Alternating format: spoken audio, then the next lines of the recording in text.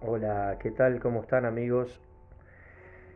En esta ocasión vamos a estar compartiendo eh, los acontecimientos finales. Vamos a estar hablando en un principio de los destinos de los que no creen y después vamos a estar hablando el destino de los que creen, que abarcaría la segunda venida de Cristo. Desde el punto de vista bíblico vamos a estar compartiendo del libro Teología Bíblica y Sistemática de Perman, el destino de los malvados. El destino de los malvados es la separación eterna de Dios y eterno sufrimiento, conocido con el nombre de muerte segunda. Debido a su terrible naturaleza, es una materia de la cual uno instintivamente retrocede, y sin embargo es asunto que se debe afrontar, puesto que se trata de una verdad positiva de la revelación divina. De ahí que Cristo, tierno y amoroso, advirtió a los hombres con respecto a los sufrimientos del infierno. Lo que dijo con referencia a la esperanza del cielo podría aplicarse muy bien a su enseñanza relativa a la existencia del infierno. Si así no fuera, yo os lo hubiera dicho. Juan 14:2. El infierno es un lugar de extremo sufrimiento. Apocalipsis 20:10. Recuerdo y remordimiento. Lucas 16, 19 al 31. Deseos insatisfechos. Lucas 16 al 24. Menosprecio. Daniel 12:2. Malas compañías. Apocalipsis 21:8. Desesperanza. Proverbios 11:7 y Mateo 25:41. Esto es el destino de las personas que no creen en Jesús, ni le obedecen, ni le conocen. Entonces acá tendríamos el punto de vista de las personas que eligen tener una vida separada de Dios, separada de Cristo. Pero sin embargo, los que creemos tenemos la esperanza de la segunda venida de Cristo. La realidad de su venida. La segunda venida es mencionada más de 300 veces en el Nuevo Testamento. Pablo se refiere a ella en sus epístolas cuanto menos 50 veces. Se afirma que la segunda venida es mencionada 8 veces más que la primera. Libros enteros, primero y segunda de Tesalonicenses, y capítulos completos, Mateo 24, Marcos 13, están dedicados a ella. Es sin duda alguna una de las doctrinas más importantes del Nuevo Testamento. La forma de su venida será personal.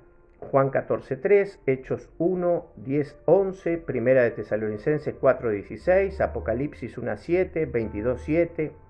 Va a ser literal. Hechos 1:10, Primera de Tesalonicenses 4:16, 17, Apocalipsis 1:7, Zacarías 14:4. Va a ser visible.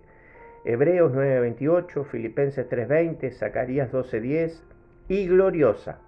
Mateo 16:27, Segunda de Tesalonicenses 1:7 al 9, Colosenses 3:4 y Mateo 25:31. Se mantienen interpretaciones que buscan evitar el punto de vista de la venida personal o literal de Cristo. Algunos enseñan que la muerte es la segunda venida de Cristo, pero la segunda venida se presenta como algo opuesto a la muerte, puesto que los muertos en Cristo resucitarán cuando Cristo venga de nuevo. En la muerte vamos a Él, pero a su venida viene por nosotros. Ciertos versículos, Mateo 16:28, Filipenses 3:20, carecen de significado si sustituimos la segunda venida por la muerte. Finalmente, la muerte es un enemigo, mientras que la segunda venida es una esperanza gloriosa. Algunos afirman que la segunda venida de Cristo fue el descenso del Espíritu el día de Pentecostés.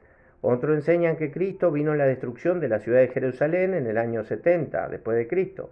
Pero en ninguno de estos casos ocurrió la resurrección de los muertos, ni el arrebatamiento de los vivos, ni otros acontecimientos que deben acompañar la segunda venida. La época de su venida, se han hecho intentos para calcular la fecha de la venida de Cristo y todos los cálculos han fracasado. El Señor ha declarado que la época exacta de su venida está oculta en los consejos de Dios. Mateo 24, 36 al 42. Marcos 13, 32, 33. Esa ordenación es sabia. ¿A quién le gustaría, por ejemplo, saber de antemano el día exacto de su muerte?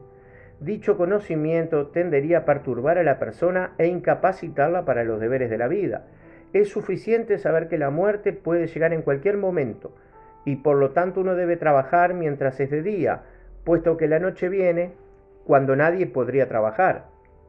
Con el mismo razonamiento se puede aplicar con respecto al día de la muerte, de la edad presente. Ese día no se nos ha revelado, pero sabemos que será repentino, 1 Corintios 15, 52, Mateo 24, 27, e inesperado, 2 Pedro 3, 4, Mateo 24, 48 al 51, Apocalipsis 16, 15. La palabra del Señor para sus siervos que esperan es la siguiente: ocupaos hasta que venga. A continuación ofrecemos una información general con respecto a la enseñanza de Cristo relativa a su venida. Después de la destrucción de Jerusalén, los judíos andarán errantes por todas las naciones, exiliados de su tierra, la cual quedará bajo el dominio de los gentiles hasta el fin del periodo, cuando Dios juzgará a las naciones gentiles. Lucas 21, 24. Durante este periodo, los siervos de Cristo llevarán a cabo su labor. Lucas 19, 11 al 27. Predicando el Evangelio a todas las naciones. Mateo 24, 14. Será un tiempo de demora cuando la iglesia a menudo se preguntará por qué el Señor no aparece. Lucas 18, del 1 al 8. Cuando algunos se prepararán y otros caerán en la negligencia mientras el esposo tarda. Mateo 25, del 1 al 11. Cuando ministros infieles caerán en la apostasía, diciéndose para sí: mi Señor tarda en venir. Lucas 12, 45. Y después de mucho tiempo, Mateo 25, 19. A la medianoche, Mateo 25, 6. En una hora de un día que ninguno de los discípulos conoce, Mateo 26, 36, 42, 50, el Señor aparecerá de repente para reunir a sus siervos y juzgarlo de acuerdo con sus obras, Mateo 25, 19 y 2 Corintios 5, 10. Más tarde, cuando la gente del mundo viva en completo desconocimiento de la catástrofe que se avecina, como los días de Noé, Mateo 24, 37, 39, y como los días de la destrucción de Sodoma, Lucas 19, 28, 29, el Hijo del Hombre aparecerá en gloria exterior y poder para juzgar y gobernar las naciones todas del mundo. Mateo 25, 31, 46. Las señales de su venida. Las Sagradas Escrituras nos enseñan que la aparición de Cristo para iniciar la edad del milenio será precedida por una transición perturbadora caracterizada por perturbaciones físicas, guerras, dificultades económicas, decadencia moral, apostasía religiosa, infidelidad, pánico y perplejidad general. La última parte de este periodo de transición se conoce como la Gran Tribulación, un periodo durante el cual el mundo entero estará bajo el cetro de un gobierno anticristiano. Contrario a Dios, se perseguirá brutalmente a los creyentes en Dios y la nación judía en particular pasará por el horno de la aflicción. El propósito de su venida. Con relación a la iglesia, el Dr. Partington escribe lo siguiente: así como la primera venida del Señor se extendió por espacio de 30 años, también la segunda abarca acontecimientos diferentes. En la primera venida fue revelado como niño, en Belén, más tarde como el Cordero de Dios, a su bautismo, y como Redentor en el Calvario. A su segunda venida aparecerá primeramente a los suyos secretamente y repentinamente para tomarlos o arrebatarlos, a fin de que estén presentes en la cena del Cordero. Mateo 24, 40, 41. La aparición se denomina el arrebatamiento o traslación o parousia, vocablo griego que significa aparición o llegada. En esta época los creyentes serán juzgados para determinar las recompensas por los servicios prestados. Mateo 25, 14 al 30. Después de la traslación, seguirá un periodo de terrible tribulación que finalizará con la revelación o manifestación abierta de Cristo desde el cielo a fin de establecer el reino mesiánico en la tierra. Con relación a Israel, el Señor es cabeza y salvador de la iglesia. El pueblo celestial es también el Mesías prometido de Israel, el pueblo terrenal. En calidad de Mesías lo liberará de la tribulación, lo juntará de los 4 cabos de la tierra, lo devolverá hacia antigua patria o tierra y reinará sobre él, como rey de la casa de David largamente prometido. Con relación al anticristo, el espíritu del anticristo está ya en el mundo. Primera de Juan 4:3, 2:18, 2:22, pero hay un anticristo final que está aún por venir. Segunda de Tesalonicenses 2:3. En los últimos días surgirá del antiguo mundo, Apocalipsis 13:1, y se convertirá en el gobernante del Imperio Romano, que habrá resurgido para alcanzar dominio mundial. Asumirá un gran poder político, Daniel 7:8-25, comercial, Daniel 8:25, Apocalipsis 13:16-17, y religioso, Apocalipsis 17 del 1 al 15. Se opondrá a Dios y a Cristo y perseguirá a todos los creyentes, procurando destruir por completo al cristianismo, Daniel 7:25, 8:24, Apocalipsis 13:7, 15. Sabiendo que el hombre necesita tener alguna clase de religión, establecerá una basada en la divinidad del hombre y en la supremacía del Estado. Como personificación del Estado, demandará adoración y designará un sacerdocio para poner en vigor esta adoración y fomentarla. Segunda de Tesalonicenses 2:9, 10, Apocalipsis 13, 12 al 15. El anticristo desarrollará hasta el máximo la doctrina de la supremacía del Estado, doctrina que enseña que el gobierno es el poder supremo, al cual debe subordinarse todo, incluso la conciencia del hombre. Y puesto que no hay poder o ley superior al Estado, debe abolirse tanto a Dios como sus leyes y debe adorarse al Estado. El primer intento de render culto al Estado se encuentra en Daniel 3. Nabucodonosor sentía orgullo del fuerte imperio que había fundado. ¿No es esta la gran Babilonia que yo edifiqué para casa real? Daniel 4:30. Tan deslumbrado estaba de su poder humano y de gobierno que el Estado se convirtió en Dios a sus ojos. ¿Qué mejor forma de impresionar a los hombres con su gloria que ordenándoles que su símbolo fuera venerado? Por lo tanto, erigió una gran imagen de oro y ordenó que todos, bajo pena de muerte, se inclinen ante la estatua. La imagen no era una deidad local, sino que representaba al Estado mismo. El negarse a adorar la imagen era considerado ateísmo o traición. Al instituir este nuevo culto, Nabucodonosor dijo en otras palabras al pueblo: ¿quién les da hermosas ciudades, buenos caminos, magníficos jardines? El Estado. ¿Quién vela por sus alimentos y que tengan trabajo? ¿Quién edifica vuestras escuelas, sostiene vuestros templos? El Estado.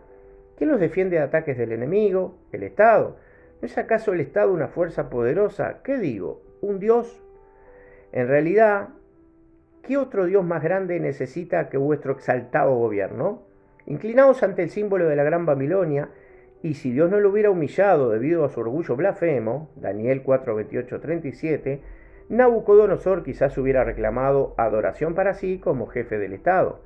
Así como los 3 jóvenes hebreos, Daniel 3, fueron perseguidos por negarse a inclinarse ante la imagen de Nabucodonosor, también los creyentes del primer siglo sufrieron por negarse a rendir honores divinos a la imagen de César. Había tolerancia de todas las religiones en el Imperio Romano, pero con la condición de que la imagen de César fuera venerada como símbolo del Estado. Los creyentes eran perseguidos, no principalmente porque reconocían a Cristo, sino porque se negaban a adorar a César y decir: el César es Señor. Se abstenían de adorar al Estado como si fuera un Dios. La Revolución Francesa ofrece otro ejemplo de esta política. Se prescindió de Cristo y de Dios y se convirtió en diosa a la patria o al Estado. Uno de los dirigentes dijo: el Estado es supremo en todas las cosas. Cuando habla el Estado, la Iglesia no tiene nada que decir. La lealtad al Estado fue elevada al lugar de religión. La legislatura decretó que se erigieran en todos los pueblos y villas de altares con la siguiente inscripción: el ciudadano nace, vive y muere por la patria. Se preparó un ritual para el bautismo civil, para casamiento civil, para sepultura civil. La religión del Estado tenía sus himnos y oraciones, ayunos y fiestas. En el Nuevo Testamento considera al gobierno del hombre como divinamente ordenado para el mantenimiento del orden y de la justicia. El creyente, por lo tanto, le debe lealtad a su país. Tanto la Iglesia como el Estado tienen parte en el programa de Dios y cada uno debe operar en su esfera.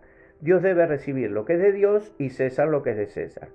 Pero con frecuencia César ha demandado lo que es de Dios, con resultado de que la Iglesia se ha encontrado, contra su deseo, en conflicto con el gobierno. Las Sagradas Escrituras predicen que en algún día este conflicto llegará a su punto culminante. La última civilización se opondrá a Dios y el anticristo será su jefe. El dictador mundial hará que la ley del Estado mundial sea suprema sobre toda ley. reclamará adoración como personificación del Estado. Las mismas escrituras nos aseguran que Dios triunfará y que sobre las ruinas del imperio mundial anticristiano establecerá un gobierno donde Dios es supremo, el rey es supremo, el reino de Dios. Daniel 2:34, 35, 44, Apocalipsis 11:15, 19, 11:21. Con relación a las naciones, serán juzgadas, los reinos de la tierra derrocados, y todos los pueblos estarán sujetos al Rey de Reyes. Daniel 2:44, Miqueas 4:1, Isaías 49, 22, 23, Jeremías 23:5, Lucas 1:32, Zacarías 14:9, Isaías 24:23, Apocalipsis 11:15. Cristo gobernará las naciones con vara de hierro, barrerá la opresión y la injusticia de la tierra, e iniciará la edad de oro que se prolongará por 1000 años.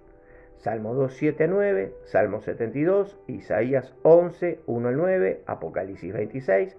Luego el fin, cuando entregue el reino al Dios y Padre, 1 Corintios 15, 24, hay 3 etapas de la obra de Cristo en calidad de mediador. La obra de profeta, realizada durante su ministerio terrenal, su obra de sacerdote, comenzada en la cruz y continuada durante esta edad, su obra de rey comenzará su venida y continuada durante el milenio. Después del milenio habrá completado su obra de unir a la humanidad con Dios, de manera que los habitantes de la tierra y del cielo constituirán o formarán una gran familia en la cual Dios será todas las cosas en todos. Efesios 1:10, 3:4 al 15. Sin embargo, Cristo reinará como Dios hombre y compartirá el gobierno divino, puesto que su reino no tendrá fin. Lucas 1:33. Bueno, esto era lo que más o menos tenía para compartir acerca de el destino de las personas que no creen en Jesús, y el destino de los que creemos y tenemos la esperanza de que Cristo va a volver y vamos a ir a vivir con Él. Bueno, que Dios les bendiga. Amén.